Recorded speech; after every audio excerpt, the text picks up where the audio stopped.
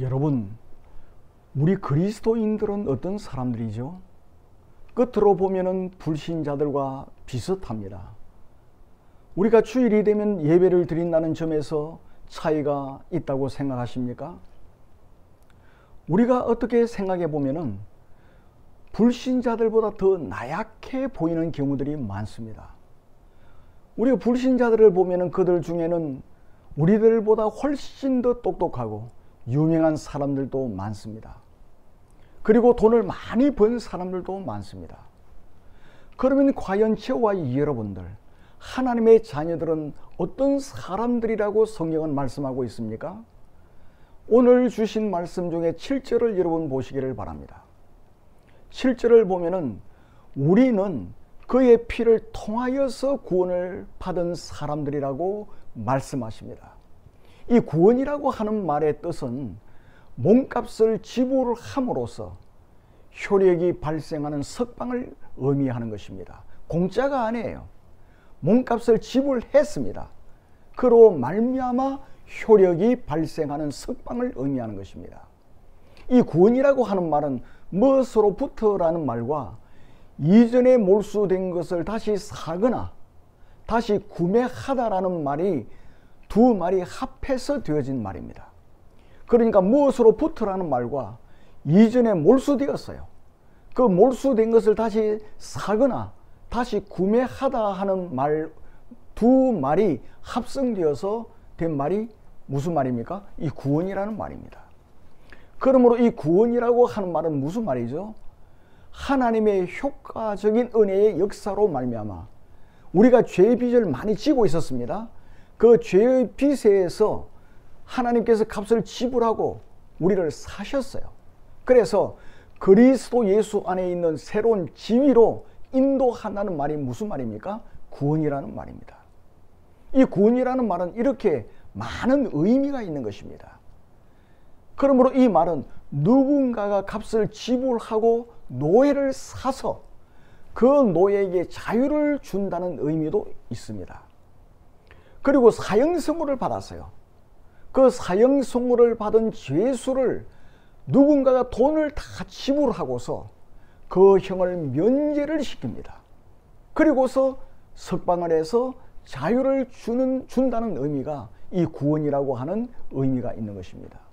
그러니까 이 구원이라고 하는 의미는 그 사람이 사형선고를 받았거나 그리고 노예이거나 정말 아무런 희망도 없고 아무런 가치도 없고 인생 끝장난 인생을 두고 하는 의미이기도 한 것입니다. 이 마귀의 노예요, 죄의 노예였던 우리 하나님께서는 그리스도 예수의 생명을 값으로 지불하셨습니다. 그리고서 우리를 사셨어요. 사신 것으로 끝나는 것이 아니라 하나님의 자녀라고 하는 새로운 신분을 주셨습니다. 정말 우리가 상상할 수도 없는 놀라운 하나님의 은혜를 받은 사람들이 누구이죠? 바로 저와 여러분들입니다. 우리는 이 사실을 알아야 하고 믿어야 합니다. 꼭 이 사실을 여러분 믿고 살아가시는 여러분이 다 되시기를 바랍니다. 이러한 구원을 우리가 가지게 되었다고 말씀하십니다. 이 가지다라고 하는 말은 현재적으로 계속해서 가지게 되었다고 하는 의미인 것입니다. 잠깐 가지고 있다가 없어지는 게 아니에요. 지속적으로 계속해서 우리가 가지게 되는 것입니다. 우리가 어떻게 해서 하나님의 효과적인 은혜의 역사로 말미암아 하나님께서 우리의 죄의 빚을 다 지불하시고 우리를 사셔서 우리를 그리스도 예수 안에 있는 새로운 지위를 현재적으로 계속적으로 가지게 되었습니까? 그 이유가 뭐죠? 그 이유를 7절에서 말씀하고 있습니다. 그 이유는 하나입니다. 그 피를 통해서 우리가 이러한 축복을 얻게 된 것입니다. 그리스도 예수께서 우리의 죄를 대신 짊어지시고 십자가에서 죽으셨습니다. 지금 예배를 드리는 우리는 그리스도 예수의 그 피를 통해서 하나님의 은혜의 역사로 우리 죄의 빚이 다 지불된 사람들이에요. 그러므로 저와 여러분들은 하나님의 구원의 축복을 현재적으로 계속해서 우리가 소유하게 된 거예요. 가지게 된 겁니다. 우리가 지금 이 축복을 가지고 있다는 사실을 여러분 믿으시기를 바랍니다. 여러분은 이 사실을 깊이 생각하면서 진심으로 주님께 감사하시기를 바랍니다. 우리 예수 그리스도께서 우리를 대신하여 죽으시고 우리의 죄값을 다 지불하셨습니다. 그리고 우리를 사셔서 우리에게 자유를 주셨습니다. 예수 그리스도께서 우리에게 자유를 주신 것으로 그치지를 않습니다. 하나님의 자녀 되게 하셨죠. 그러므로 아무도 우리를 정죄할 수가 없는 거예요. 누가 하나님의 자녀를 정죄하겠습니까? 이젠 마귀까지도 우리에게 손댈 수가 없습니다. 더 나아가서 우리는 이제 마귀를 짓밟고 무찌를 수 있는 그러한 능력이 우리들에게 주어져 있는 거예요. 이처럼 우리의 신분이 완전히 바뀌었습니다. 우리는 왕 중의 왕이신 하나님의 자녀입니다. 이 사실을 늘 기억하시기를 바랍니다. 인생을 살아갈 때 크고 작은 일을 만날 때 또 심각한 어려움을 당할 때 그때마다 이 사실을 여러분 기억하십시오. 나는 왕 중의 왕이신 하나님의 자녀다. 지금도 왕이신 하나님이 나를 돌보신다. 이것을 깊이 생각하고 이것을 외치고 이것을 선포하고 앞을 향해 전진해 나아가는 여러분 다 되시기를 주님의 이름으로 축원합니다. 우리가 얼마나 출세하고 얼마나 돈을 많이 벌었느냐 하는 것은 사실 잠시 동안 사는 이 세상에서 중요할 뿐입니다. 가장 중요하고 귀한 것은 우리 주 예수 그리스도의 보혈로 말미암아 우리가 구원을 가지게 되었다는 사실입니다. 우리가 이 구원을 소유하게 되었다는 사실이에요. 이 사실을 생각하면서 진심으로 주님을 찬양하며 감사하는 여러분 되시기를 바랍니다. 이어서 7절에서 말씀하십니다.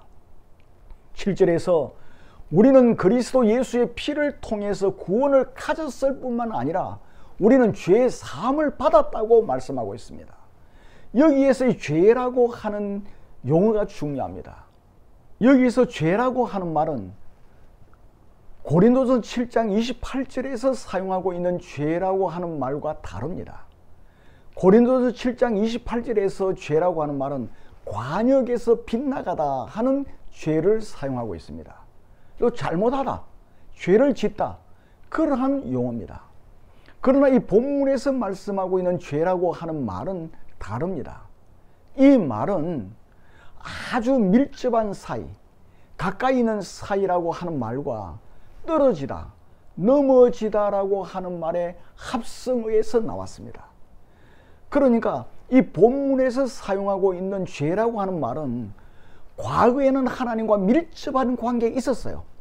하지만 지금은 그 밀접한 관계에서 떨어져 가지고 불신앙에 빠져버렸습니다. 더 나아가서 하나님을 배반해 버렸어요.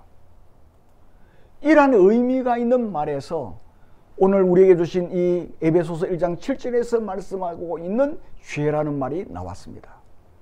그러나 똑같은 죄가 아닙니다. 그러므로 이 본문에서 말씀하고 있는 이 죄라고 하는 말은 과거에는 하나님과 가까이 있었습니다. 그런데 하나님을 떠나버렸어요. 진리에서 떠나버린 것을 의미하는 죄입니다. 그래서 에베소서 1장 7절에서 말씀하고 있는 이 죄는 우리가 일반적으로 말하는 관역에서 빗나가다, 그리고 우리가 죄를 짓다라고 하는 말과는 다른 말을 쓰고 있습니다.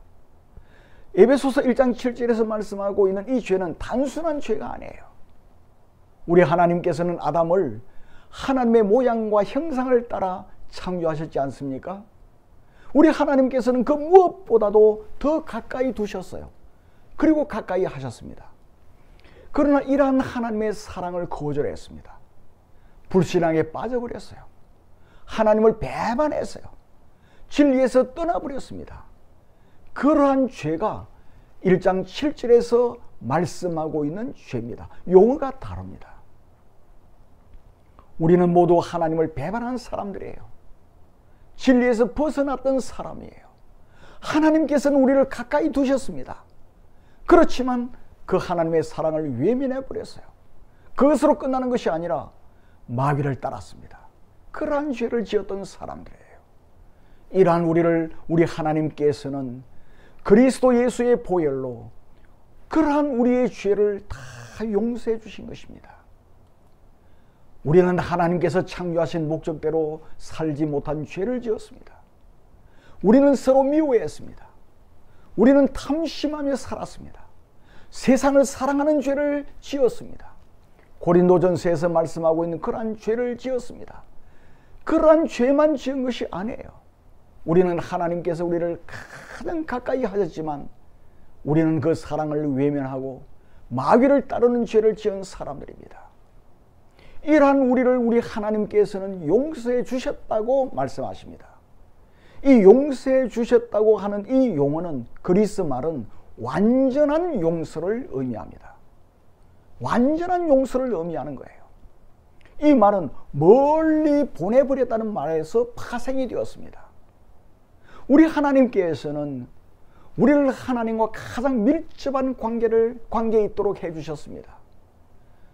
다시 말씀드립니다마는 우리는 그러한 하나님의 사랑을 배반해버렸습니다. 이러한 우리의 모든 죄를 완전히 용서해 주셨습니다. 이제 우리에게 용서할 죄가 남아있지 않습니다. 여러분 얼마나 감사합니까? 우리에게는 더 용서해야 할 죄가 남아있지를 않아요. 왜? 하나님께서 완전히 용서해 주셨기 때문입니다. 1장 7절에서 말씀하고 있는 용서하다라고 하는 그 용어가 완전히 용서해 준다는 용어입니다. 우리 하나님께서는 하나님을 배반한 우리의 모든 죄를 완전하게 다 용서해 주셨습니다. 이제는 머리털 하나까지 남은 게 없습니다. 여러분 이 사실을 믿으시기를 바랍니다. 왜 믿어야 합니까? 하나님의 말씀인 성경에서 우리 성령 하나님께서 이처럼 기록하셔서 우리에게 말씀하시기 때문입니다. 이제 죄책감을 가지지 말아라. 이제 평안하게 살아라. 정말 찬송하며 살아라. 아무런 구김살 없이 살아가며 주님을 찬송하며 살아가라. 우리 성령 하나님께서는 그렇게 우리에게 지금도 말씀하고 있는 겁니다. 기쁘고 즐겁게 살아가시기를 바랍니다. 여러분, 그런데 이러한 하나님의 사랑은 어디에서 나왔죠? 이러한 하나님의 사랑은 어디에서 나왔습니까? 7절에서 이 사실을 계속해서 말씀하십니다. 그러한 사랑은 하나님의 은혜의 풍성하심에서 나왔어요. 우리는 하나님의 은혜의 풍성하심으로 죄의 사함을 받은 사람들입니다. 이 풍성하다라고 하는 말은 많다라고 하는 말에서 나왔습니다. 이 말은 무슨 의미입니까? 양이 풍부하고 많다는 것을 강조하는 거예요. 그래서 풍부하다라고 하는 이 말은 재물이 양적으로 풍부하고 엄청나게 풍요롭다는 의미인 것입니다. 우리 하나님의 은혜는 양적으로 무한하여 결코 고갈되지 않습니다. 우리 하나님의 은혜는 항상 넘쳐나는 것입니다. 이런 아버지의 은혜로 인하여 모든 유산을 허랑방탕하게 다 탕진해버린 아들까지도 그대로 아버지는 품에 안으십니다. 그 방탕한 아들의 손에 가락지를 끼워주십니다. 그 방탕하게 재산을 다 탕진해버린 아들을 위해서 살찐 송아지를 잡게 합니다. 그리고 잔치를 베풉니다. 아버지가 불평하는 아들을 향하여 무엇이라고 이야기합니까? 이 내 동생은 죽었다가 살아났고 내가 잃었다가 얻었다. 그러므로 우리가 즐거워하고 기뻐하는 것이 마땅하지 않느냐? 그렇게 말합니다. 여러분, 하나님의 은혜는 결코 고갈되는 법이 없습니다. 이 사실을 믿으시기를 바랍니다. 하나님의 은혜는 항상 우리들에게 부어지는 거예요. 부어지고 또 부어지고 또 부어져도 고갈되지 않습니다. 이러한 은혜를 우리가 받고 있는 거예요. 우리 하나님께서는 절대로 고갈되지 않는 넘쳐나는 하나님의 은혜로 하나님을 배반한 우리의 죄를 용서하셨습니다. 하나님께서 우리를 가장 밀접하게 하나님과 교제하며 복을 받도록 우리를 창조하셨습니다. 그러나 우리는 하나님을 배반했습니다. 마귀에게 복종했습니다. 마귀의 노예가 되어버렸습니다. 이러한 우리의 죄를 그리스도 예수의 피를 통해서 완전히 다 용서해 주었습니다.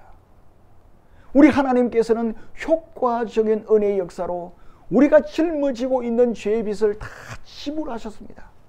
그리고 그 값을 지불하시고 우리를 사신 거예요.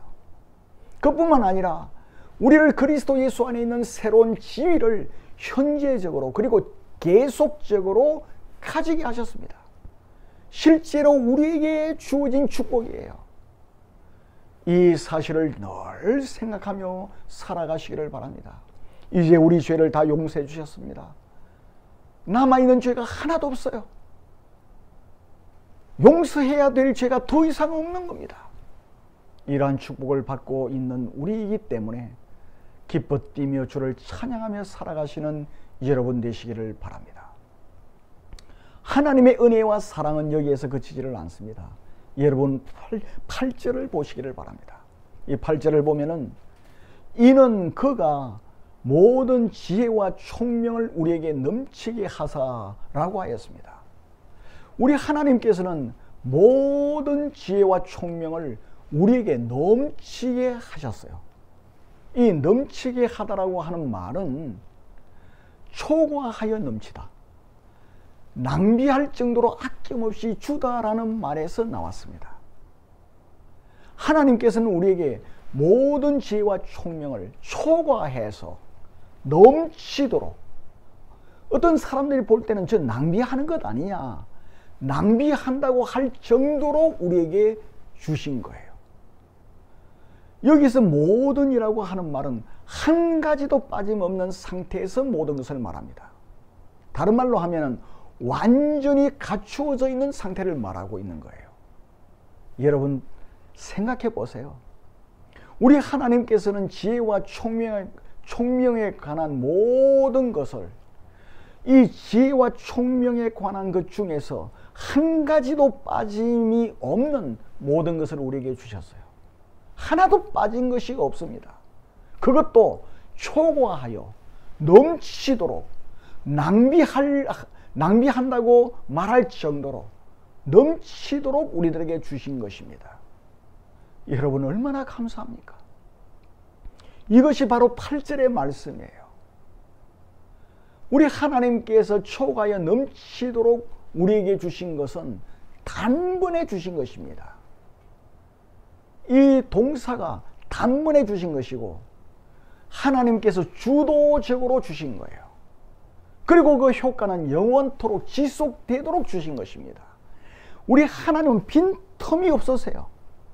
확실하고 분명하게 말씀하고 있는 것입니다. 하나님이 주도적으로 주신 것이기 때문에 그 누구도 이것을 막을 자가 없는 것입니다. 힘 있는 사람에게 주라고 해놓으면 그 힘이 떨어지면 끝나는 것입니다. 그러나 하나님이 주도적으로 이것을 주신 거예요. 우리 하나님께서는 모든 지혜와 총명을 우리들에게 넘치도록 주셨는데 그것도 단번에 주신 거예요.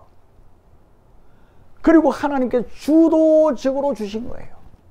그리고 영원토록 주셨다는 사실을 여러분 믿으시기를 바랍니다.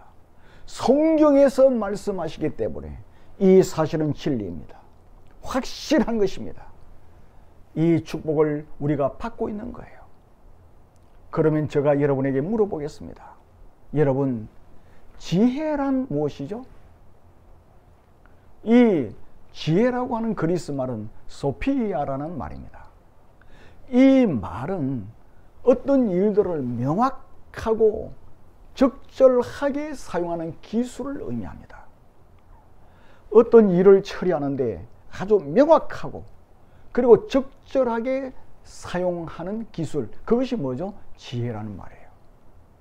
어떤 일이든지 아주 명확하고 적절하게 처리하는 것이 바로 지혜입니다. 이것은 지식이 많은 것과는 달라요. 전혀 학교에 다니지도 않은 사람인데 매사를 명확하고 적절하게 처리하는 사람들이 있지 않습니까? 그러한 사람이 바로 지혜로운 사람인 것입니다. 이러한 지혜를 하나님께서 우리에게 주시는데 그것도 초과하여서 넘치도록 하여 우리들에게 주셨습니다. 우리 하나님께서는 지혜와 함께 뭘 또 주셨습니까? 총명을 주셨어요. 이 총명도 어떻게 주셨다고요? 초과하여 넘치도록 우리에게 주신 거예요. 이 총명이라고 하는 말은 실용적인 지혜를 말합니다. 올바른 행동으로 이어지게 하는 지혜를 총명이라고 말하는 겁니다. 이 말은 믿음의 하나님의 영의 활동에 의해서 형성되는 거예요. 하나님이 주시는 것입니다. 그렇게 함으로 우리가 주님을 기쁘시게 하는 것을 의미하는 것입니다.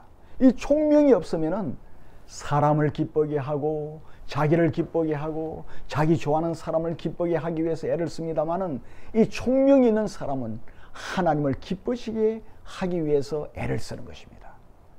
이 총명이라고 하는 것은 우리 하나님께서 우리를 설득하여 이루어지는 거예요.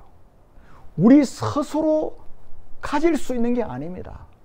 이거 중요합니다. 이 총명은 하나님께서 우리를 설득하는 거예요. 그래서 우리가 받을 수 있는 것입니다. 총명은 우리가 하나님의 뜻 안에서 지적이고 슬기로운 삶을 적용시키도록 만드는 것이 총명입니다.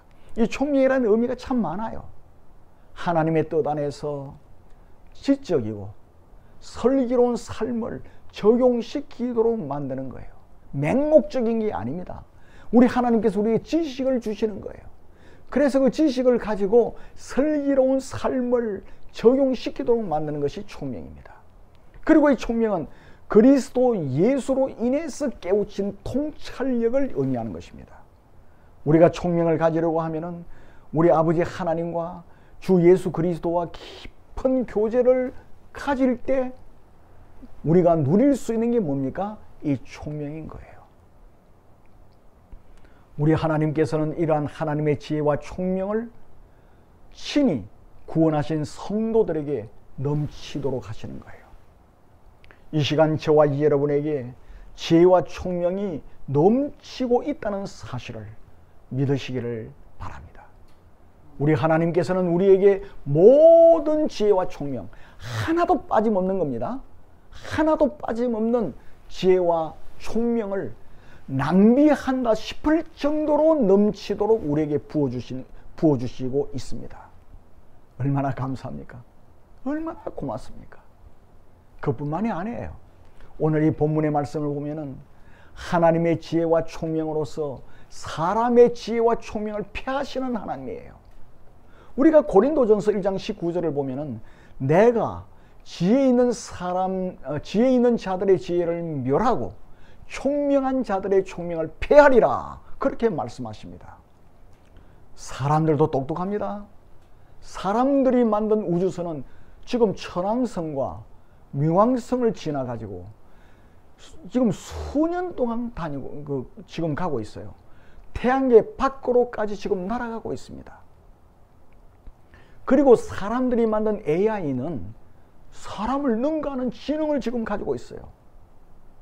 오늘날 인간은 이러한 것들을 만들고 있습니다. 그리고 어떤 사람들은 엄청난 돈을 벌고 있습니다. 세상 사람들은 이러한 것을 뭐라고 말합니까? 아, 지혜가 있는 사람이다. 저 사람 총명이 있는 사람이다. 그렇게 말합니다. 그러나 하나님께서는 우리 하나님께서 주시는 모든 지혜와 총명으로 이 사람의 지혜와 총명을 폐하신다고 말씀하고 있어요. 왜 폐하십니까? 세상의 지혜와 총명을 폐하시고 왜 하나님께서는 폐하신다는 것입니까? 이 세상의 지혜와 총명을 가지고서는 하나님의 비밀을 알 수가 없어요. 그래서 세상의 지혜와 총명을 폐하게 될 때 비로소 하나님의 뜻을 알게 되는 겁니다. 하나님의 비밀을 알게 되는 거예요. 우리가 세상에 쥐꼬리만한 초등학문적인 그러한 지혜와 총명을 가지고 붙잡고 있으면은 하나님의 뜻의 비밀을 알 수가 없습니다. 사도 바울이 그랬잖아요. 세상의 초등학문, 똥에 불과하고 배설물에 불과한 그거 붙잡고 있을 때 주 예수 그리스도의 비밀을 알 수가 없었습니다. 그러나 그것을 배설물로 여길 때 어떻게 되었습니까? 하나님의 비밀을 알게 된 거예요. 그래서 우리가 세상의 지혜와 총명을 배설물로 여길 수 있어야 합니다. 그럴 때 우리는 하나님의 놀라운 지혜와 총명, 하나님의 뜻을 알 수가 있게 되는 것입니다. 여러분 분명하죠? 그 모든 것을 배설물로 여기는 여러분 되시기를 바랍니다. 그리함으로 엄청난 축복인 하나님의 뜻의 비밀을 깨닫는 우리 모두가 되기를 바랍니다. 참된 지혜와 총명은 세상으로부터 오는 게 아니에요. 사람이 주는 게 아니에요. 교수들이 주는 게 아니에요. 하나님께로부터 오기 때문입니다. 이 사실을 9절에서 말씀하십니다. 9절에서 뭐라고 말씀하십니까? 그 뜻의 비밀을 우리에게 알리신 것이요. 우리에게 알리신 것입니다. 누가? 하나님께서. 하나님께서 우리에게 알리시지 않으면 우리는 알 길이 없는 거예요. 이 알리신다는 이 말의 이 문법은, 이 시제는 단번에 알리신 것을 의미합니다. 하나님께서 단번에 우리들에게 알게 하신 거예요. 우리가 세상 학문도 초등학교, 중학교, 고등학교, 대학교, 박사학위까지 수십 년을 공부를 해도 잘 모릅니다. 그런데 하늘의 비밀은 우리가 공부한다고 되질 않거든요. 그래서 우리가 하나님을 바라보고 우리가 주 예수 그리스도로 구원을 받고 세상의 지식을 배설물처럼 여기고 나가면은 하나님께 단번에 우리들에게 알게 하시는 거예요. 그 단번에, 그리고 하나님께서 주도적인 의지로 우리에게 하나님의 뜻의 비밀을 알게 하시는 겁니다. 하나님의 주도적인 의지로 알게 하시는 거예요. 이 하나하나가 얼마나 고맙습니까? 하나님의 그 뜻을 우리가 명상을 하고 묵상을 하고 도를 닦아서 알라고 하면은 어떻게 알겠어요? 이 세상의 종교들이 다 그런 거예요. 도를 닦고 이 우주의 비밀을 캐낸다, 명상을 해서 캐낸다. 웃기는 이야기입니다. 그건 웃기는 이야기예요. 아무리 해도 하나님의 뜻을 알 수가 없는 거예요. 그래서 하나님이 어떻게 하셨습니까? 단번에, 그리고 하나님의 주도적인 의지로 하나님의 뜻을 우리들이 알도록 하신 거예요. 우리에게 그 알리신 그 효력은 어떻게 됩니까? 한 며칠 있다가 없어지는 겁니까? 아니에요. 그 효력은 영원하다는 시제를 쓰고 있는 거예요. 얼마나 하나님의 사랑이 고맙습니까? 얼마나 감사합니까? 하나님께서 우리에게 알리신 것이 그러면 무엇입니까? 하나님의 그 뜻의 그 비밀입니다. 이 비밀이라고 하는 그리스 말은 한때는 감추어져 있었어요. 그러나 지금은 드러났어요. 무엇을 통해서? 복음을 통해서. 그것이 비밀입니다. 오늘 이 본문에서 말씀하고 있는 비밀이라고 하는 뜻입니다. 이 비밀이라고 하는 말은 이 세상의 그 무엇으로도 알 수가 없어요. 과거로도 알 수가 없고 명상으로도 알 수가 없어요. 어떤 것으로도 알 수가 없습니다. 오직 계시를 통해서만 알 수 있는 것을 의미하고 있는 것입니다. 그것이 이 비밀이에요. 하나님께서 계시하시는 그 계시를 통해서만 알 수 있는 것이 이 비밀입니다. 그러므로 하나님의 비밀을 캐낸다, 게놈 프로젝트, 인간의 몸을 다 샅샅이 다 도표로 그린다, 그런다고 해서 하나님의 비밀을 캐낼 수 있는 게 아닌 것입니다. 우리 하나님께서 우리에게 지혜와 총명이 초과하여 넘치도록 우리에게 부어주신 목적이 뭐라는 겁니까? 이거 여러분 단단히 기억해야 돼요. 세상 출세를 위해서 그렇게 한 겁니까? 아닙니다. 지혜와 총명 하나도 빠짐없는 완전한 지혜와 총명을 초과하여 넘치도록 우리에게 부어주신 목적이 우리가 세상에서 출세하라고 부어준 겁니까? 그렇게 말하는 목사들과 교회들이 많습니다. 그러나 이 본문은 아니라는 거예요. 세상의 출세를 위해서 부어주신 게 아닙니다. 세상에서 돈벌이 많이 하고 잘하기 위해서가 아닙니다. 우리 하나님께서 우리에게 선포하신 하나님의 비밀을 우리가 잘 알도록 하기 위해서 이 모든 지혜와 총명을 초과하여 넘치도록 우리들에게 부어주신 거예요. 이걸 꼭 여러분 기억하셔야 됩니다. 여러분에게 주신 모든 지혜와 명철로서 하나님의 비밀을 깨닫는 여러분이 되시기를 바랍니다. 하나님의 뜻을 깨달아서 주님의 뜻에 따라서 살아가는 우리 모두가 되기를 바랍니다. 그러면 한 가지 물어보겠습니다. 오늘 이 본문에서 말씀하고 있는 이 하나님의 뜻이란 어떤 것이죠? 하나님 뜻이 뭡니까? 이 하나님의 뜻이라고 하는 이 그리스 말은 하나님의 의지라고 하는 말에서 나왔습니다. 의지, will. 이 그리스 말로는 델로입니다. 델로. 이 의지, 델로라고 하는 말에서 나왔는데, 이 의지라고 하는 말은 자녀들에게 가장 좋은 것을 베푸시는 하나님에 대해서 사용되는 겁니다. 여러분, 하나님의 의지가 어떤 겁니까? 하나님의 의지는 하나님의 자녀들, 누가 자녀죠? 우리가 자녀이지 않습니까? 이제 우리가 하나님의 자녀 된 거예요. 하나님의 자녀들에게 가장 좋은 것을 베푸시는 하나님, 그것이 하나님의 의지예요. 우리는 이 하나님의 의지를 의심하면 안 돼. 지금도 하나님의 의지를 가지고 계시는데 그 의지는 자녀들에게 가장 좋은 것을 베푸시는 하나님이에요. 여러분 한번 생각을 해보세요. 부모님들이 자나깨나 생각하는 게 뭡니까?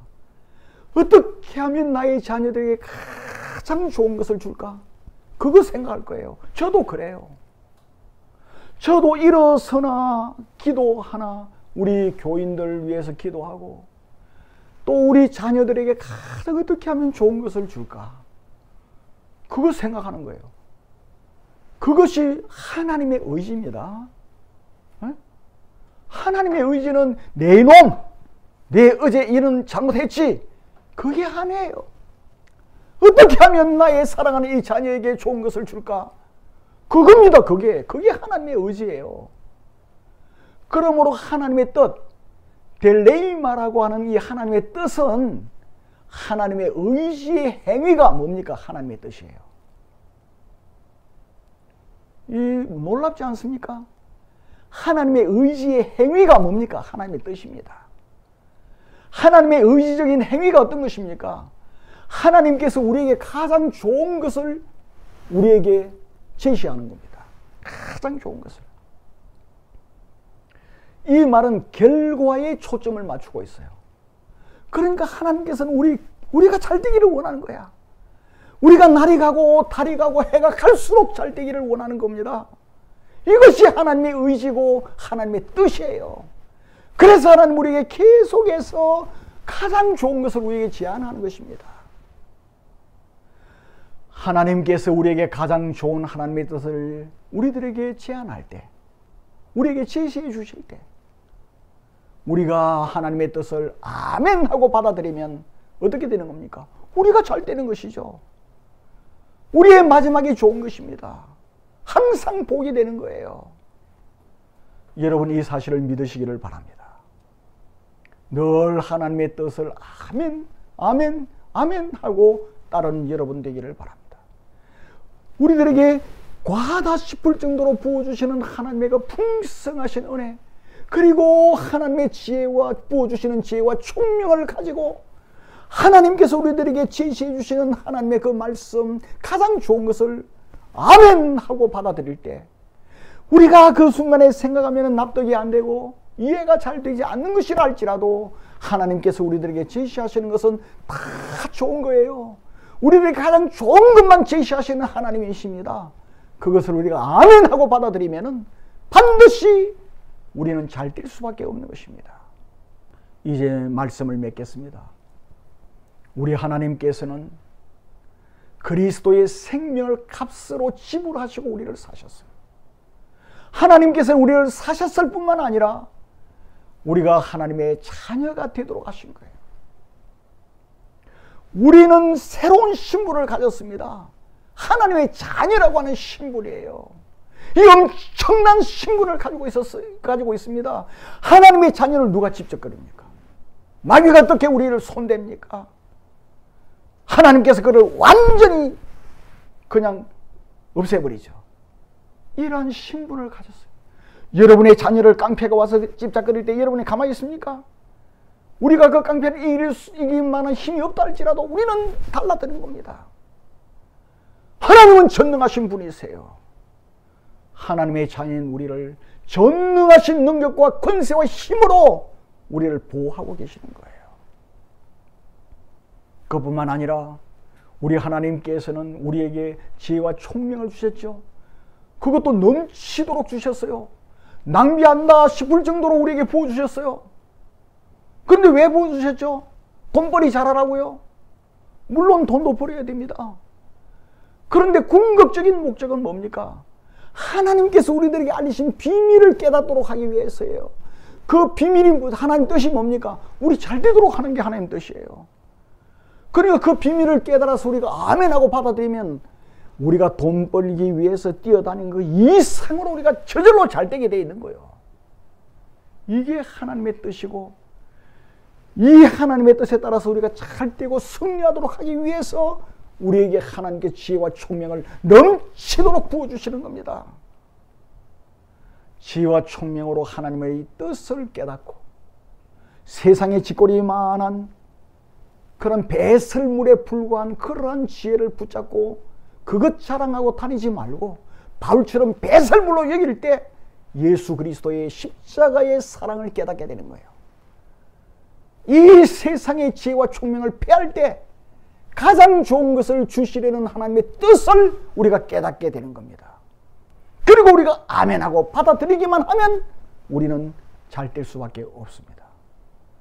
여러분의 끝이, 여러분의 앞날이 가장 복되고 영광스럽게 되기를 주님의 이름으로 축원합니다. 아멘.